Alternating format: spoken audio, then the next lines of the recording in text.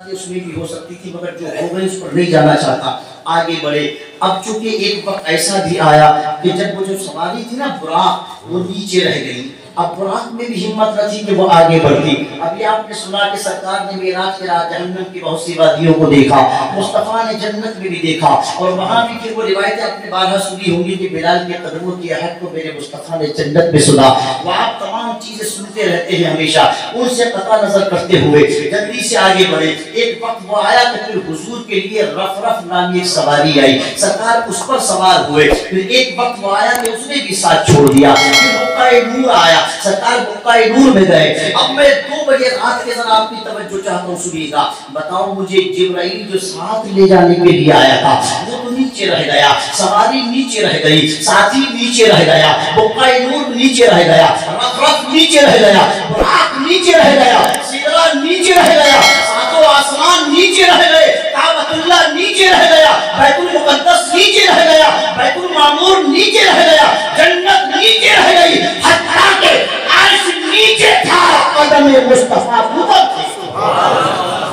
अब सब नीचे था और मुस्तफा के कदम ऊपर थे। सब नीचे था, मुस्तफा के कदम ऊपर थे।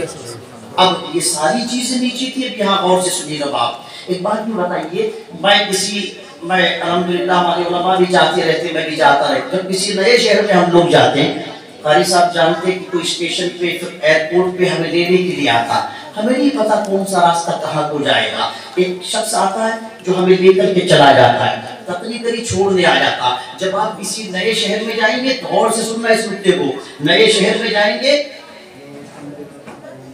इसके लिए सबके लिए और स्टेज वालों के लिए जितने बैठे माशाल्लाह, जो उर्स कमेटी है हमारी, अरकान मुंतजिमीन है माशाल्लाह, इन्होंने बाद में तो जो खिदमत करेंगे वो करेंगे, इन्होंने अभी खिदमत शुरू कर दी माशाल्लाह। और ये नजराना हमारे मिंबर पे तशरीफ फरमाए उलमा ये सब पे ले दिया, मगर इस नजराने से ज्यादा कीमती वो बातें जो मैं अर्ज करने लगा, आप गौर से सुन लीजिएगा माशाल्लाह। मेरा बस धीरे धीरे मेरा मुंह बंद जा रहा है, सुनिए। देखो जब कहीं बाहर जाते, अभी आप कहीं बाहर जाएं तो फिर क्या होगा, अरीबिया तवज्जो है तवज्जो। हाँ, तो देखिए उस वक्त क्या होगा, मुफ्ती साहब तकरीर करने कहेंगे, हमारे शहर इमाम मुफ्ती इब्राहिम साहब कहेंगे, मुफ्ती मुकर्रम साहब जाते रहते हैं, तो क्या होगा, आदमी लेने आएगा, साथ लेकर के जाएगा। मैं चूंकि काशीपुर का बाशिंदा हूँ, मैं यही का रहने वाला हूँ, अगर 15 साल के बाद भी आऊंगा, 20 साल के बाद भी आऊंगा, तो मुझे अल्लाह खान का एड्रेस पूछने की जरूरत नहीं है, जो है मुझे कारी साहब को बुलाने की जरूरत नहीं है। क्यों? चूंकि मेरी बर्थगाह यही है, मेरी जन्मभूमि यही है, मैं यहीं पर ठहर के इसलिए बात करूंगा कि बात नुक्ता जब ही समझ में आएगा। ये सीधी वाली तकरीर नहीं, सुनिए। तो पता चला अपने शहर में कारी साहब अपने गांव में कतारपुर में रहते हैं, ये 20 साल के बाद भी जाएंगे तो इनको गलियां याद आ जाएंगी, मुफ्ती साहब अपने वतन में पहुंचेंगे तो याद आएंगी, मुरारी साहब जुमला पहुंचेंगे तो याद आ जाएंगी। और से सुनना, अपने शहर में, अपने वतन में, अपने इलाके में शाहिद भाई आदमी कभी भी आए, उसे किसी के सपोर्ट की जरूरत नहीं, किसी के इंडिकेशन की जरूरत नहीं, किसी के सहारे की जरूरत नहीं, किसी की रहनुमाई की जरूरत नहीं। नया आदमी जब नई जगह पर जाता है तो जरूरत होती है। जरा गौर से सुन लीजिए, जिब्राइल जो लेने आया था वो तो पीछे रह गए। अभी अगर मैं कहीं बाहर जाऊं और जो लेने आए वो रास्ते में छोड़ दे, तो मैं कहूंगा भाई फायदा क्या जब रास्ते में छोड़ दे, तो भाई अब कहाँ जाऊं, अब कहाँ जाऊंगा मैं, क्योंकि मुझे तो रास्ते में छोड़ दिया। मगर सुने, अनजान को छोड़ते हैं तो भटकता है, और जो अनजान नहीं होता वो कभी नहीं भटकता। जिब्राइल नीचे रह गया, बुक्काए नूर नीचे रह गया, रफ नीचे रह गया, बुराक नीचे रह गया। अब सरकार तन्हा सफर कर रहे थे, मुस्तफा आगे बढ़ते जा रहे थे। वहां दिशाएं नहीं थी, वहां सिमतें नहीं थी, वहां जहतें नहीं थी, वहां किलोमीटर का बोर्ड नहीं था, वहां लेफ्ट राइट नहीं था। लेफ्ट राइट कैसे बताऊं, तो नामकान है, वहां नामकान में ना राइट होता है, ना लेफ्ट होता है, ना आगे होता है, ना पीछे होता है। तो जाए कहां मुस्तफा, आगे ले जाने वाला तो नीचे रह गया। आवाज आती है गुंबदे खजरा से, नाना अरे रास्ता उसे बताया जाता है जो वतन से बेवतन होता है। ये तो मुस्तफा का वतन असली है।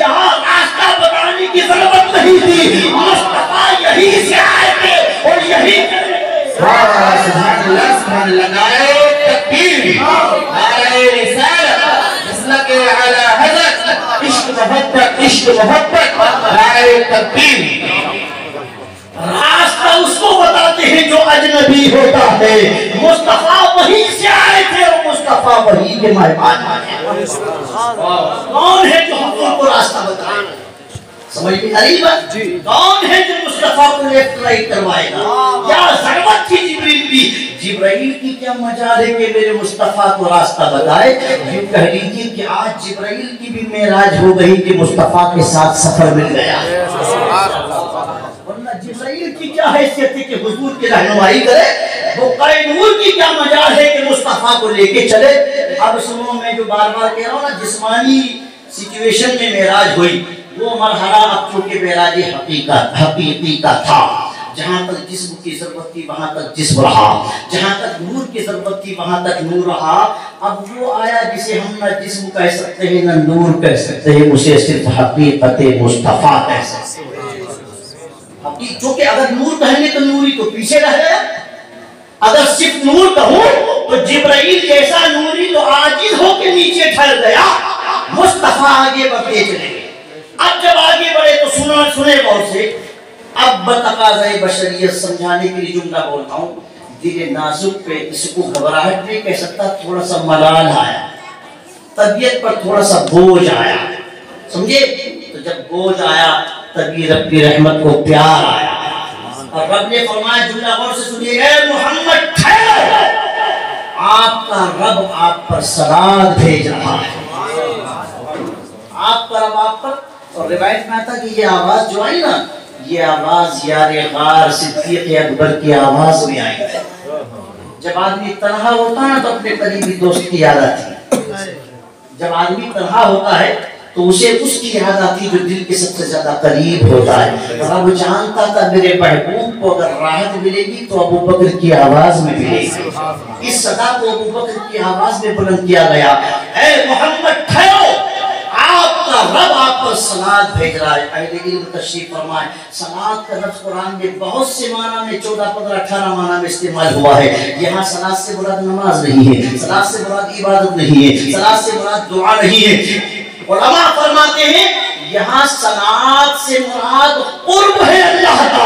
अब मैं अपने लफ्जों में कह दूं जितने मुझको आते हैं, अल्लाह यूं फरमा रहा था, महबूब ठहरो, जैसी उसकी शान है अल्लाह अपनी शान के मुताबिक आपके करीब। यहाँ सलात का माना कुर्ब में इस्तेमाल किया गया है। आए महबूब ठहरो, आपका रब यानी आपके रब की रहमत अब आपके करीब हो रहे हैं। अब कैसे देखा? मौला को वक्त नहीं कि मेराज को बयान करने का, कहीं कहीं से कुछ गोशी उठा रहा हूँ। कैसे देखा? ऐसा नहीं देखा कि जैसे मूसा ने देखा था कि बेहोश हो गए थे। देखा क्या था? मूसा ने तो कुरान अज़ीम के 90 पारे में आता है, कहा बस तुम इस पहाड़ की तरफ निगाहों को उठा लो। निगाह पड़ी पहाड़ पर, पहाड़ जल के खाक हो गया। मुफस्सिरीन किराम फरमाते हैं अगर सुई के नाके के करोड़ों हिस्से कर लिए जाए तो उसमें से कोई एक हिस्सा वो भी सिफात जात का नहीं था बल्कि सिफात का था, वो बड़ा तूर सुरमा हो गया। मगर उस 1 करोड़ में हिस्से की चमक दमक ने मूसा कलीमुल्लाह के नूर का आलम ये कर दिया, आंखों में रोशनी का आलम ये कर दिया, प्रकाश का आलम ये कर दिया कि जनाबे मूसा कहते हैं नूर पे जो जलवा मैंने देखा था उसके बाद मेरी रोशनी का आलम ये हो गया कि 40 मील के फासले पर रात के अंधेरे में काले पहाड़ पे जो काली चिमटी चलती थी मैं अपनी निगाहों से देख लिया करता था। नारे तकबीर, नारे रिसालत, मसलके आला हज़रत, फैज़ान गौसे आज़म। और इतना ही नहीं, वो जिसको देखते वो जल जाता। जब दूर से चले, पानी को देखा तो आग लग गई, पहाड़ों को देखा तो जलने लगे, चेहरे पर नकाब डाल के घर जा रहा हूँ। सपूरा ने पूछा, उनकी बीवी हज़रत सपूरा, ये मेरे शौहर आज मुझसे पर्दा कैसे कर रहे हो? कहा देखना मत मुझे, देखोगी तो तुम भी चली जाओगी। कहा क्यों? आज से पहले देखा नहीं क्या? कहा आज से पहले मूसा को देखती थी और मूसा की आंखों में जो जल रहा है वो तुम देख नहीं पाओगे। अब आप जानते कि किसी चीज से रोका जाए तो तड़प और बढ़ जाती है। हज़रत सपूरा ने कहा तो जरूर देखूंगी। अब तो जरूर देखूंगी। कहा नहीं रोशनी चली जाएगी। शोहर होता मशवरा दे दिया, बेगम ऐसा कर लो एक आंख पे हाथ रख लो, दूसरी से मुझे देख लो, एक की रोशनी चली गई तो दूसरी से जिंदगी गुजर सकती है। कहा मशवरा बेहतर है, मैं अमल करती हूँ। एक आंख पे हाथ रख लिया, दूसरी से मूसा के चेहरे को देखा। तारीख बताती है जब एक आंख से मूसा के चेहरे को देखा, इससे पहले लाखों बार देखा, हजारों बार देखा, 24 घंटे देखती, कभी कुछ नहीं हुआ। आज जब मूसा के चेहरे को देखा, एक लज्जत महसूस हुई, इश्क महसूस हुआ और जो चमक दमक महसूस हुई। हजरत सफूरा कहती है उस जलवे को मूसा की आंखों में देखा, बेहोश होकर गिर गई। घंटों के बाद होश आया। मूसा ने कहा मैंने तो पहले कहा था मुझे मत देखो। सफूरा कहती है अभी तो एक बार और देखूंगी, अभी तो एक बार। कहा क्या बचा, अब तो एक ही बची है। कहा इस जलवे को देखने के बाद फिर आपका अपनी करूंगा क्या, करूंगी क्या मुझे। इकबाल सुहेल आप ऐसे बैठे रहिए, मैं ऐसे बोल लूंगा 10-20 तो बैठे हो खाली, आपको तो ऐसे सुना दूंगा है ना। सुनिए उतना मत बिल्कुल भी। एक शायर गुजरा शाहिद भाई जी आजमगढ़ में इकबाल सुहेल, उसने कहा था आंखों को लेकर कहता है रौनक़े जिंदगी की बहुत देख ली, रौनक़े जिंदगी की बहुत देख ली, अब मैं आंखों का अपनी करूंगा भी क्या। रौनक़े जिंदगी की बहुत देख ली, अब मैं आंखों का अपनी करूंगा भी क्या। हो ज़मी पर के ज़ेरे ज़मी, हो ज़मी पर के ज़ेरे ज़मी, हो मयस्सर ज़मी पर के ज़ेरे ज़मी, मुझको तैबा में एक अपना घर चाहिए। रौनक़े जिंदगी की बहुत देख ली, अब मैं आंखों का अपनी करूंगा भी क्या। हो मयस्सर ज़मी पर के ज़ेरे ज़मी, मुझको तैबा में एक अपना घर चाहिए। और कहता है सैयद साहब आपकी नजर करता हूँ, ये मिसरा सुनिए। सुभान अल्लाह, ये उलमा मुझसे ज्यादा काबिल है, मुझसे ज्यादा बामल है, इन सब की नजर करता हूँ और इन बुजुर्गान दीन की नजर करता हूँ। मिसरा दिल पे असर कर जाए ना रात के 2:30 बजे तो खामोश मत बैठिएगा। कहा इकबाल सुहेल ने, मुफ्ती साहब बड़ा कीमती मिसरा है। डॉक्टर इकबाल ने ये कहा था मेरी पूरी शायरी ले ले, एक शेर अपना मुझे दे दे। इकबाल सुहेल को पूरी शायरी ले ले, एक शेर अपना मुझे दे दे। इस इकबाल सुहेल ने मकाम पर कहा इनकी महफिल के आदाब कुछ और है। सुने ख़वातीन, इनकी महफिल के आदाब, इनकी महफिल के आदाब कुछ और हैं।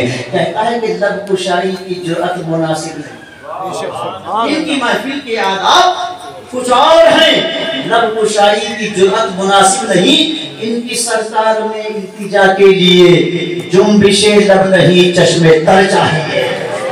इनकी सरकार में इल्तिजा के लिए जुम्बिशे लब नहीं चश्मे तर चाहिए। अब कहता है कि रौनक़े जिंदगी की बहुत देख ली, अब मैं आंखों का अपनी करूंगा भी क्या।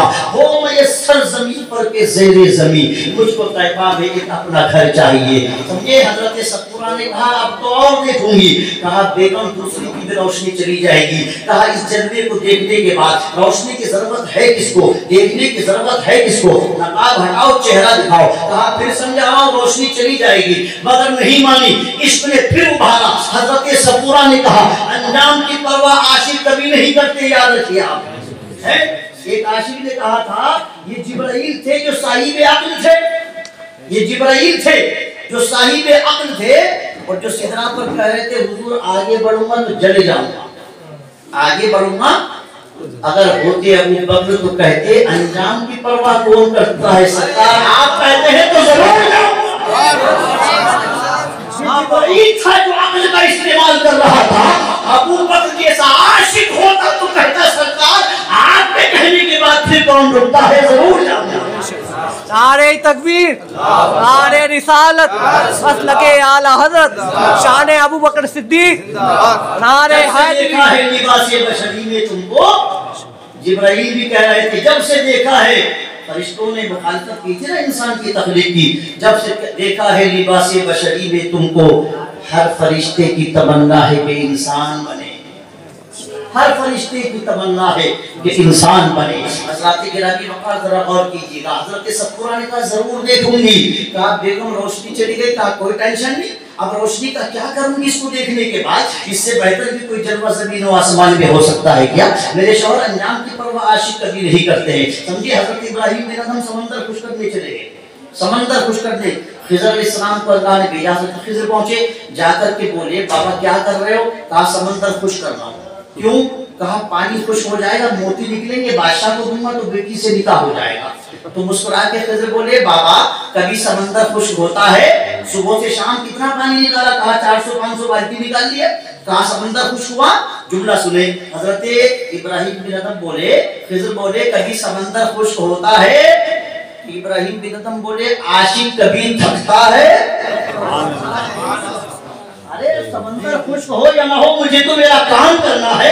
सफूरा बोली आशिक कभी अंजाम की परवाह नहीं करते, मेरे शौहर मुझे अपना जलवा दिखाइए। हजरत मूसा कलीमुल्लाह ने कहा बेगम देखो एक ही आंख बची, फिर कहता हूँ। कहा नहीं इसका मुझे जरूरत नहीं, आप जलवा दिखाएं। चेहरे से नकाब हटाया। इधर हजरत सफूरा की निगाह उन्हीं के शौहर मूसा कलीमुल्लाह की उस आंख की तरफ बढ़ी। इधर अल्लाह की रहमत को प्यार आया। रब ने फरमाया जिब्राइल सिदरा छोड़ दे, हम आशिकों को बेहतर सिला दिया करते हैं, बेहतरीन जजा दिया करते हैं। कहा मौला क्या करूं? कहा मेरी बंदी सफूरा ने मेरे जन्मों के इश्क में आंखों की रोशनी को जाहिर कर दिया, लिहाजा जब उसकी नजर मूसा के चेहरे पर पड़े और लिहाजा रोशनी चली जाए, तो जब इधर की रोशनी जाए तो जिब्राइल को पहली वाली में रोशनी वापस लौटा देना, पहली वाली में रोशनी वापस लौटा देना। इधर जिब्राइल अमीन उतरे, सफूरा की निगाह मूसा कलीमुल्लाह के चेहरे पर पड़ी तो वाकई रोशनी चली गई, मगर खुदा के हुक्म से पहली में रोशनी फिर आ गई। अब जब फिर बेहोश हुई, अल्लाह की शान फिर होश आया, तो फिर क्या देखा कि पहली वाली में रोशनी वापस आ गई। इश्क ने फिर उभारा, मूसा से बोली फिर दिखाइए। कहा 2 थी 3 नहीं आते। कहा आंखें तो 2 है, मगर मौला ने मुझे दूसरी में नूर अता फरमा दिया। 70 मर्तबा देखा, इधर से देखती तो इधर की रोशनी चली जाती, इधर से देखती तो इधर की रोशनी चली आती। उन्होंने अपने अंजाम की परवाह नहीं करी, वो देखती चली गई, अल्लाह रोशनी को लौटाता। अब सुई के नाके के करोड़ों हिस्से कर लो, उसमें से एक हिस्से के जन्मों का ये आलम है। अब मुस्तफा ने कैसे देखा? पहाड़ को नहीं देखा, वादी को नहीं देखा, हालांकि अर्श आज़म पर तो अल्लाह की तजल्ली का मरकज और महवर है। वो बोलो है या नहीं है? अर्श आज़म जो है अल्लाह की तजल्ली का सबसे ज्यादा इजहार वहीं पर होता है, मगर अर्श तो नीचे रह गया, सिदरा तो नीचे रह गया, बैतुल मामूर फरिश्तों का काबा तो नीचे रह गया, हमारा और आपका काबा तो नीचे रह गया। अब कुरान से पूछो क्या पलक झपकी, क्या आंखों में जुम्बिश पैदा हुई, क्या मुस्तफा को चकाचौंध हुई? कुरान ने एक सेंटेंस में कह दिया मा ज़ागल बसरु व मा तग़ा। हमारा महबूब जो हमारे जन्मों में गुम था, तो ना पलकों में जुम्बिश हुई, ना आंखों में झपक पैदा हुई। और कितना देखा, कितना देखा, कितना देखा? 90,000 कलाम फरमाए, 90,000 अपने मौला से। तभी तो सिद्दीक़ अकबर ने एक दिन हज़रत आयशा सिद्दीक़ा से कहा बेटी जब हुजूर की खिदमतगाह में पहुंचो तो अपने शौहर से मेरे मुस्तफ़ा से ये पूछना या रसूल अल्लाह, मकाम कुर्बे खास में जो बातें हुई थी ना परवरदिगार से, जो राज़ और नियाज़ की डिस्कशन हुई थी ना, उसमें से कोई राज की बात बता दे, एक राज की बात। तो रिवायत मिलती कि सिद्दीक़ अकबर की इस फरमाइश पर हज़रत आयशा सिद्दीक़ा ने पूछा या रसूल अल्लाह उस वक्त जो बातें मौला से राज़ और नियाज़ की हुई थी उनमें से कोई बात बता दीजिए। बड़ी मशहूर बातें सरकार ने हज़रत आयशा सिद्दीक़ा से फरमाया। हाँ उसमें से एक बात ये मेरे मौला ने फरमाया, जो मुसलमान दूसरे मुसलमान के लिए दिल आज़ारी का सबब न बने, उसके लिए अपना दिल निकाल के पेश कर दे, उनमें उल्फत और मोहब्बत पैदा करे, उनके दरमियान इश्क पैदा करे, उनको मिलाने की कोशिश करे। जो मुसलमान एक दूसरे को मिलाता है, मेरे मौला ने मुझसे वादा किया है कि उसकी रहमत उसको जरूर बख्श देगी। इतना सुना तो सिद्दीक़ अकबर रोने लगे। कहा अब्बा जान आप क्यों रोए? कहा मैंने इसके उलट भी सरकार से सुना है। सरकार फरमाती जो मुसलमान 2 लोगों को लड़वाता है, जुदा करवाता है, सरकार ने उसके जहन्नमी होने की भी खबर दी है, उसके जहन्नम। बस मैं अपनी गुफ्तगू को एंड कर रहा हूँ, आखिरी तरफ आ रहा हूँ, सुनिए।